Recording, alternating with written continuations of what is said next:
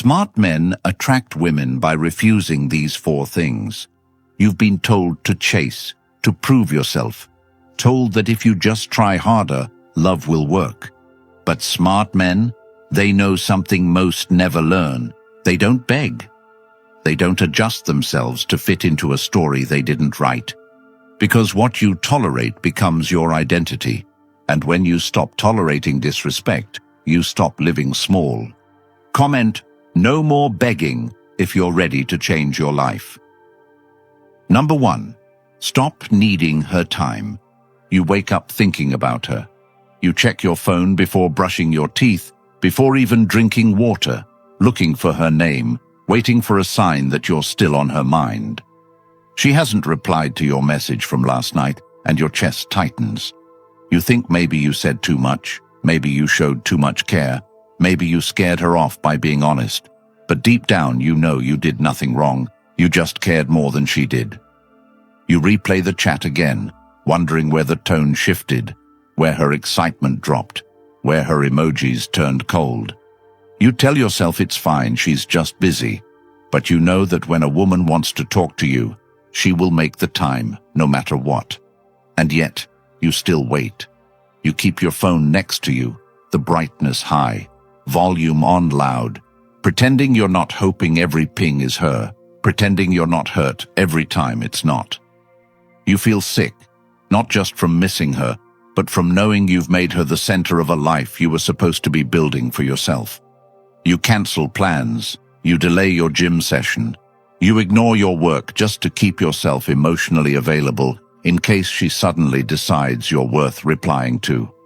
And you lie to yourself, calling it patience, calling it love, when really, it's obsession dressed as loyalty. You're investing hours into someone who can't even give you seconds. And the worst part, you've convinced yourself this is normal, that being ignored is part of dating, that emotional starvation is just part of the process, and that if you wait long enough, she'll see your worth. But the truth is, she saw it the first week. She felt it in how you moved, in what you prioritized, in how you spoke about your goals. And slowly, she also saw that your goals shifted from your mission to her attention. You became predictable, available, and most dangerously, desperate. She doesn't lose attraction because you're a bad guy. She loses it because she can sense that you've made her the sun in a sky that used to be yours. You used to wake up and chase the vision. Now you wake up and chase her text. You used to go to bed excited for what you were building. Now you go to bed drained from what you're overthinking. You've replaced self-discipline with self-pity. You've swapped focus with emotional gambling. And all because you made her attention more important than your own evolution. You've given up days, energy, sleep, and clarity for someone who treats communication like a favor. And this is what you must understand. Time is the most expensive currency you own, and the moment you spend it begging, you go broke. You don't attract a high-value woman by proving you're available at all times. You attract her by proving you're busy building. You don't need her to make plans to feel like a man. You need to make plans that excite you so deeply that her absence becomes background noise. You need to remember who you were before she slowed your grind. Not the version that waits, not the version that apologizes for showing interest, but the version who walked with purpose, not fear. That man who didn't chase because he was too focused to notice she pulled away. You win this game not by texting her the perfect sentence, but by becoming so invested in your growth that she has no choice but to notice. When your silence becomes more powerful than your messages, she will feel it. But this isn't about her. This is about you reclaiming your focus, your schedule, your routine. You train your mind to detach by rewarding yourself every time you resist the urge to reach out. You fill the time you used to wait with weights, books, cold showers, networking, creativity.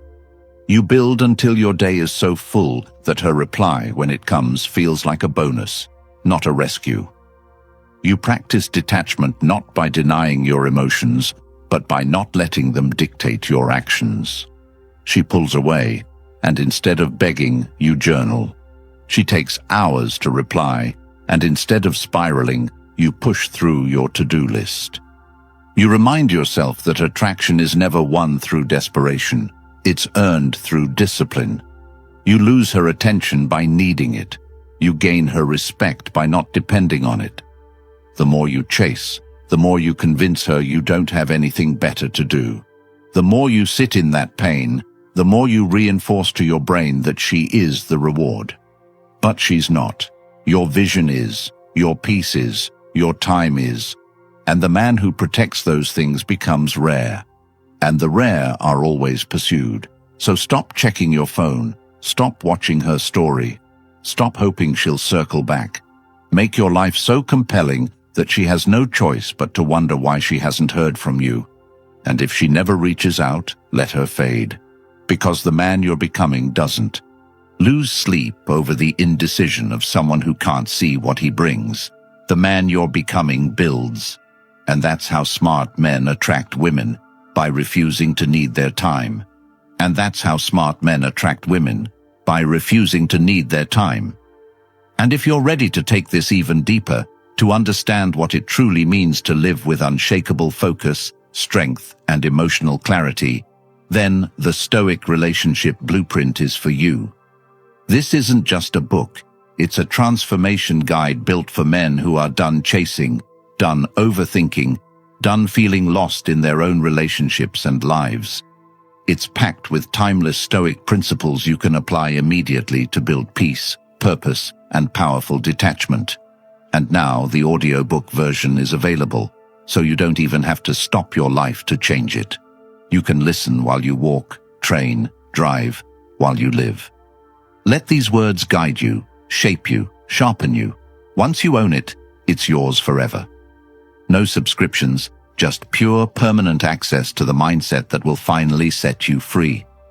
The link is in the description. Number 2. Don't change yourself to please. You meet her and suddenly your world starts spinning differently. You begin adjusting your language, softening your views, reshaping your ambitions to fit what you think she wants. And at first it feels harmless, like compromise or growth. But one day you realize you've shaved off every edge of yourself just to become more likable. You laugh when her jokes aren't funny. You agree when her points don't make sense. You downplay your opinions just to avoid disagreement. And each time you do it, you become smaller, weaker, more forgettable, until the version of you that once had dreams, fire, and direction becomes a passive shell molded by her moods and preferences. And the problem is, she never asked you to do it, but she watched it happen and lost respect, because every time you fold to stay, you teach her that your identity is up for negotiation, that your values are adjustable depending on how much attention you're getting, and no woman respects a man who changes like water to fit her container. You think adapting to her will earn her love, but it earns you silence, indifference, and eventually betrayal. Because the man who erases himself to be loved is never truly loved, just tolerated and eventually resented. You begin by skipping your gym session to spend more time with her, and before you know it, you're skipping your principles, your vision, your edge, and you call it love. But love without self-respect is just submission. You lose your hobbies, your ambition, your voice, and then you wonder why she pulls away. She pulls away because she can't feel your spine, and no one feels safe with a man who has no spine. You need to understand that love isn't given to the most available. It's given to the most consistent, the most focused, the most grounded. And the moment you become a man who drops his standards to avoid conflict, you become invisible, predictable, replaceable. Because women test not just with words, but with silence. They watch how much you're willing to give up just to stay in their orbit, and every time you say yes to something you hate just to please her, every time you nod in agreement while your stomach turns, every time you trade truth for peace, you lose a piece of yourself, and you think she doesn't notice, but she does. She feels your weakness in your hesitation. She sees your desperation in your need to be liked. She senses that your desire to be loved is louder than your commitment to be honest. And deep down, she starts to ask herself, if he can't stand up to me, how will he stand up for me? The man who sacrifices self for closeness always ends up alone, because what keeps a woman isn't compliance, it's conviction. She may not agree with you, she may push back, she may even argue, but the moment she sees you fold too easily, the game is over. Attraction dies where leadership dies, and leadership dies the second you stop leading your own life to follow hers. You don't need to be cruel. You don't need to dominate. You just need to be rooted in something deeper than her opinion. Because when a man stands for something, even if it's unpopular, he becomes unforgettable. Start saying no when it costs your identity to say yes. Say no to the dates that interfere with your grind. Say no to the sleepovers that derail your morning discipline. Say no to the emotional blackmail that sounds like, if you really loved me, you would. Because you can love deeply without losing yourself. And if you lose yourself, it's not love. It's self-abandonment, and that's never sustainable. You need to remember who you were before she made you question yourself. That man who had clarity, who had goals not centered around her mood, who didn't hesitate to walk away when a line was crossed. And you need to rebuild him, not by being aggressive, but by being immovable. You need to stop apologizing for having boundaries. Stop seeking approval with every gesture. Stop molding your life around her validation. Because if she's testing you, it's not because she wants to control you. It's because she wants to feel your stability. And she can't feel that when your words change with every breath she takes. Start here. Write down your values, your non-negotiables, the habits you refuse to break, the mission you refuse to pause, and then live them with precision every day without exception. Whether she's watching or not, because when she sees that you don't flinch, that you don't explain every decision, that you lead yourself without needing her to follow, that's when she starts leaning in. That's when attraction turns into devotion. And if she can't handle that version of you, let her go. Because the man who knows where he's going never begs anyone to come along. He walks, and those meant for him will run to catch up. Number 3, ignore her emotional games. You tell yourself you're in control, that you're strong, that you're different from the others. But the moment she pulls away, your hands shake, your thoughts spiral, your heart starts pacing faster than your breath can keep up, and suddenly all your strength, all your self-worth, all your composure melts under the weight of a woman's silence. And what you don't realize is, this isn't love. It's conditioning. It's the pattern you've learned, the program you've absorbed from years of being told that a good man always reaches out, always fixes things, always bends to avoid conflict. And every time she withdraws her energy, her words, her presence, you take the bait. You dive into panic, overthinking, texting, asking what's wrong when she hasn't even said anything, and that's the trap. She doesn't have to say anything because your emotions are tied to her responses. Your mood relies on her validation. Your self-image shifts with every look, message, emoji she does or doesn't send, and that's how she tests you, not with direct questions, but with subtle emotional withdrawals to see if your world falls apart the moment she steps back. And when it does, when you chase her mood, when you try to fix what isn't broken just because she's quiet, you show her that your power is reactive, not rooted, and she stops respecting you, not because you aren't good to her, but because you aren't good to yourself. Because a man whose peace crumbles from silence is a man she knows she can emotionally lead. And once she knows that, she'll never follow. You've given her the reins without her even asking. And what started as attraction quickly dissolves into manipulation. Not always intentionally, but naturally, because people test where the walls are. And if your emotional boundaries are soft, she will keep pushing, keep pulling, not always to hurt you, but to understand where you stand. And if every time she ignores you, you panic, you call 3 times, you double text, you try to make her laugh just to earn her attention back. You teach her that her silence is power and your desperation is predictable, and that's the moment attraction dies. Because attraction doesn't grow in comfort.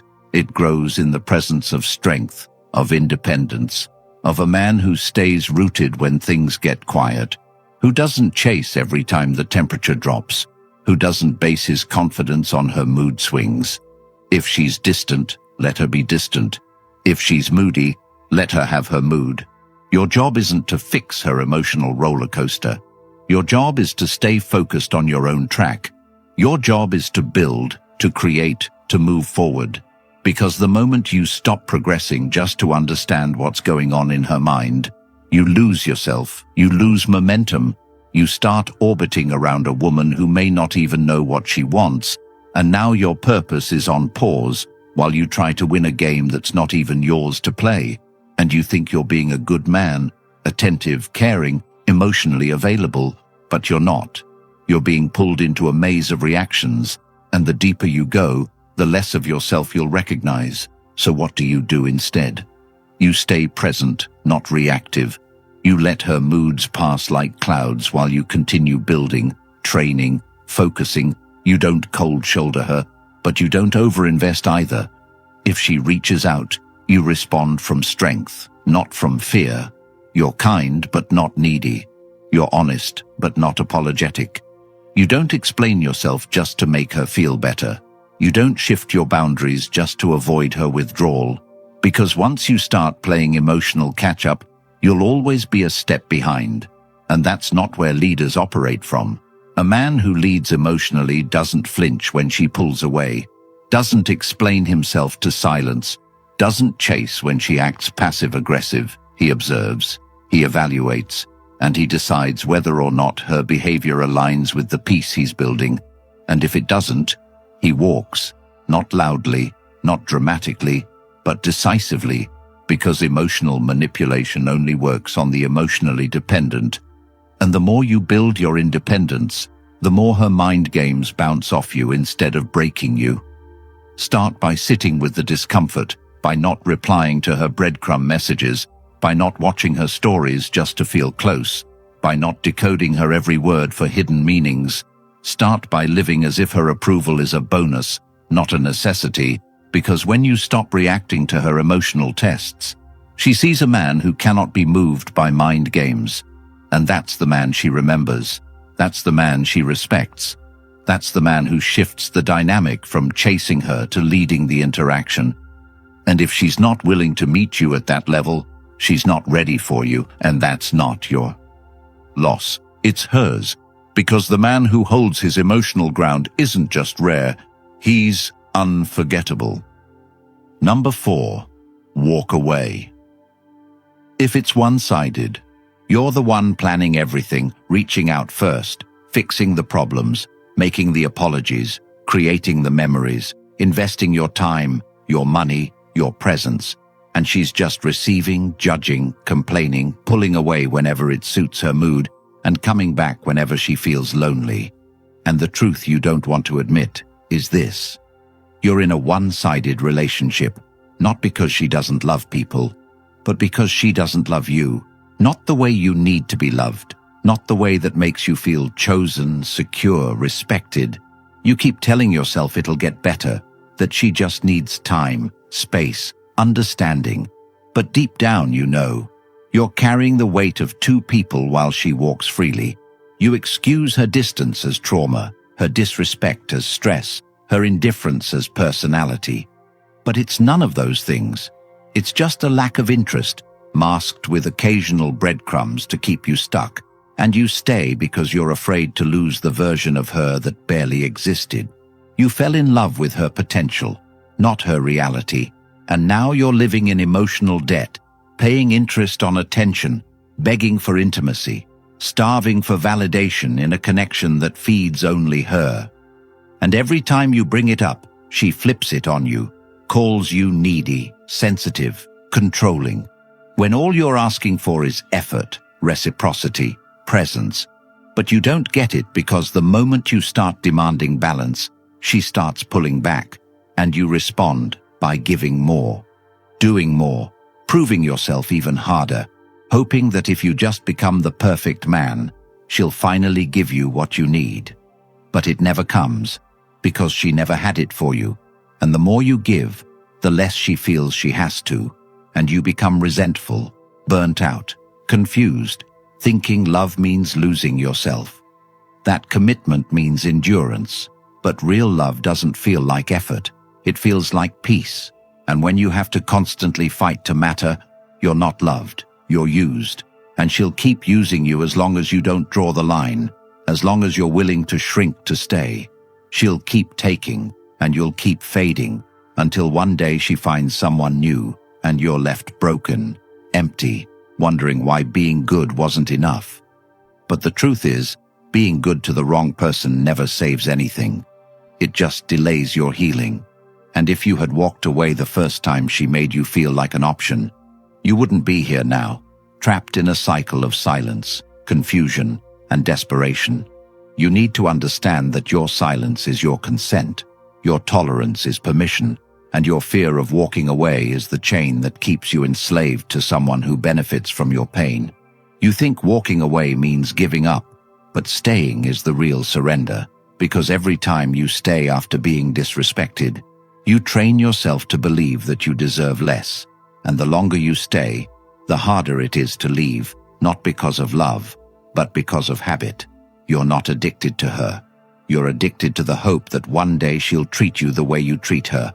But that day won't come because she doesn't have to change. She already gets everything without effort, and that's your doing. And the solution isn't more patience, more compassion, more late-night talks about how you feel. It's silence, distance, clarity. It's leaving without speeches, without warnings, just walking away because your peace has become more important than your need for her presence. And yes, it'll hurt. Yes, it'll feel like you're giving up on something beautiful. But pain isn't always a sign to stay. It's often a signal to leave. And once you leave, really leave, not physically, but mentally, emotionally, spiritually, you'll start to see the truth. You'll start to remember who you were before you started begging, before you started compromising your standards just to feel wanted. You'll start to feel your power return, and she will feel it too.